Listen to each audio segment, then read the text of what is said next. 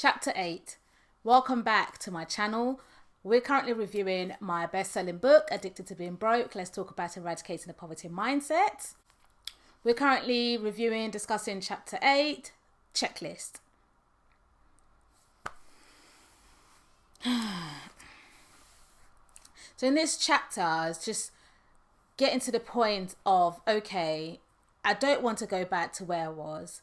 What is it that takes most of my money? What is it that's the biggest expense kind of thing? So going through the checklist, I found one of the most expensive things is food. And when you've got children as well, it's quite a big expense. So they do say it's about 42% of the household expenses in sort of the working class, and in the rich percentage, or in the rich people, it's about 26% of their income. So 42% is quite a lot of your income to go towards food and household. I found food was quite expensive, and it's quite challenging making sure you're obviously cooking good food, providing nutritious food for the family.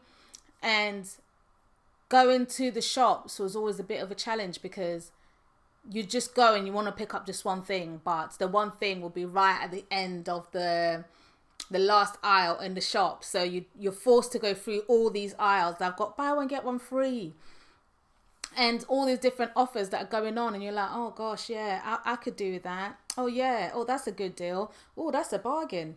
And someone once said to me, a bargain is just something you don't need at a price you can't resist, because that's what it tends to be. You go into the shop, you've got no intention of buying all these things, and you end up coming out with more. And even when I've gone in with a list, you'll be like, oh, I just like, oh gosh, yeah, that's not on my list, but it's buy one get one free.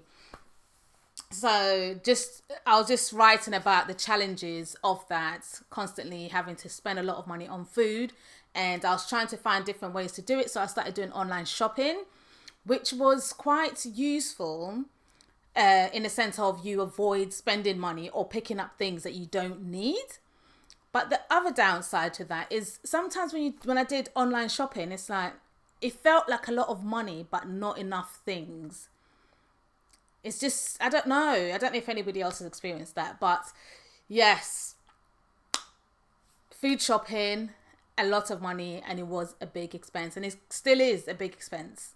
What I used to try and do to help me was have like a week A and week B kind of menu to mix things up, and always to know what's coming up, what ingredients I need to buy, which made it a little bit simpler for me. So in the book, I write about just a different type of strategies I'd use to make sure that I'm saving money on food and also saving on electricity by not cooking every single day. So if you can cook today and it will last a day, and tomorrow you save the electricity or the gas by cooking every single day. But I know some people don't like eating leftovers and things like that, each to their own. So yeah, so in this chapter, I'm just going through the checklist, and the most sort of the top thing on that list was, where's this money going? And food was quite an expense. Whilst I was writing this chapter, the COVID-19 breakout actually was happening during this chapter. So it was quite interesting, because I thought, wow, look at that. I'm here writing about just the money and the impact of lack of financial literacy, or the impact of not earning enough money. The Financial Times reported, I think, about 1.8 million new applications for benefits through the universal credit system during the time of the breakout of the pandemic. And some people just lost their jobs overnight. Like business just stopped, income just stopped. So it was, a lot of people were impacted by it. And this is what I talk about when it comes to money, and different situations can impact it.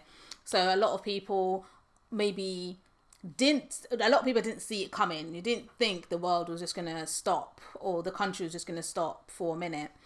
And the food banks as well. The food banks reported 110% increase within that time when the pandemic happens. A lot of people come into the food bank to get help with food because of not being able to afford it. So it's just it shows how quickly things can change. I go on to write about the new technology age and the benefits of it. One of it being savings.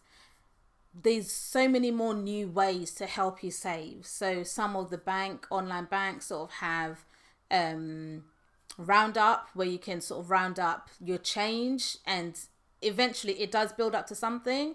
But I also have apps that can help you take money from your account every few days, every week, or when you get paid. Just a lot of automated systems that are helping people to be able to save more, which is a really good thing. During this chapter, I was trying to find out from people around me what saving tips they may have.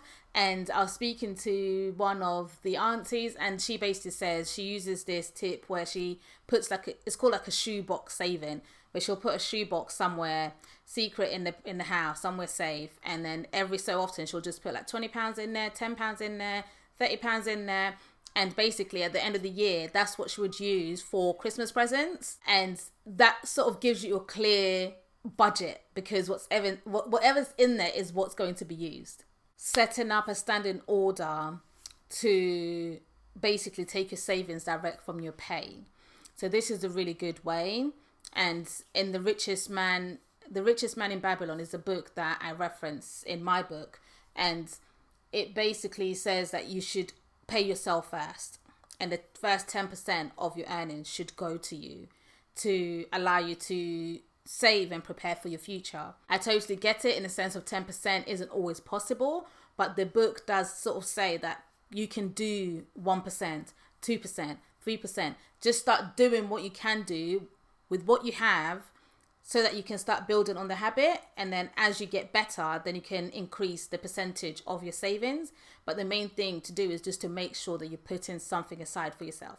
And I always say, like, it is important to obviously pay yourself, to make sure you're sending some money to yourself, because it's you that's going to work. It's you that's putting in all this time, all this effort. So why are you not getting something for yourself, which would come in handy when you get to an age where you can't work anymore and you've got that money that you've put aside to now enjoy?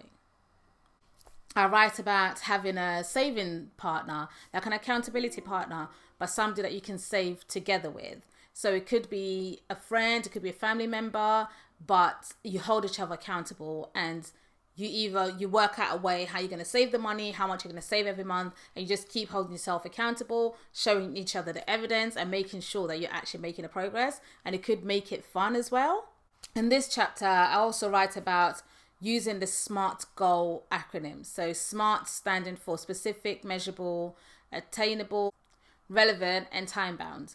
So this is when you want to save for something in specific. So if you want to say save £1,000 and you're able to break it down into, okay, how long do you want to do it over? If it's 10 months, okay, how much are you going to put, how are you going to be able to break it down in those 10 months to be able to achieve that? It's really encouraging sometimes when you set yourself smaller goals. So you've got a big goal, but you break it down into smaller goals, which helps you to then achieve that goal. Part of financial education and part of generational wealth is being able to leave something behind for your children. So whether it's through life insurance or through some sort of investment, something to start thinking about. Yes, we've just come over from just being in financial struggle, and now we're in a place where it's getting a bit easier, but it's still something to think about. It doesn't mean you have to action it straight away, but something to start thinking about to make sure that you're heading in the right direction. And I conclude the chapter with basically a small exercise, just asking you to think about, if you had all the money that you needed, would you still be living in the same house, in the same neighborhood? Would you still be doing the same job? Will you still be having the same lifestyle? And if the answer to that is yes, that's absolutely amazing, because it just means everything is in place for you, everything is right. But if the answer to that is no, then it's trying to look at, okay, if it's no, how can I change this? How can I make it so that I get to a place where I'm earning enough money to allow me to live in a neighborhood that I want, or live in a house that I want? How do I work out how to get to the desired life that I want? And basically, it's just, once again, removing the limiting beliefs. If you have limiting beliefs that are stopping you, for me, I had many, and I'm sure I still got some coming along, but it's being able to identify when it's just a limiting belief and just shutting it down, overcoming it. So I talk about, once again, having a limiting belief about going to university to better my sort of education, get more educated so that I can allow myself more opportunities in the future, but I had a limiting belief telling me I couldn't really do that. But I was able to overcome that by taking action and doing it. That's the review and conclusion of chapter 8. As always, if you've got any comments, do drop them below and we can get into discussion about them. I will see you on my next video, which will be chapter